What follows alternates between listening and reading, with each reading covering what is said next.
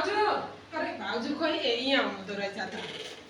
अनि के आज हाम्रामा नि खाना खाने गरी सबैजना आउनु ल दाजु भाउजू किन कान्छीले किन दुःख गर्नु भएको ए यसो भेटघाट नि अब नयाँ साल आउन आँट्यो यसो खानुपर्छ कहिलेका हाम्रामा तपाईँहरूका म गएँ ल आउनु नि भरे बेलुका ल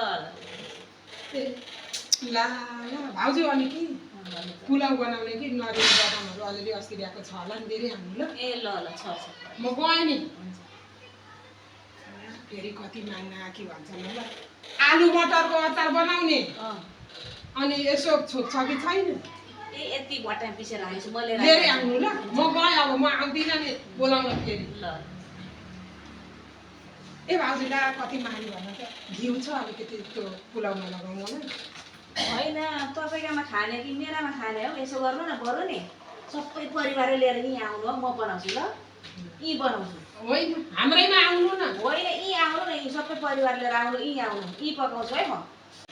होइन खाना बोलाएको हो कि खुवाउन बोलाएको हो कि केही कुरो बुझिनँ हो म त अचम्मै लाग्यो हो छक्कै परेर सुँगुरको कता भइनु गइसक्यो के गर्नु त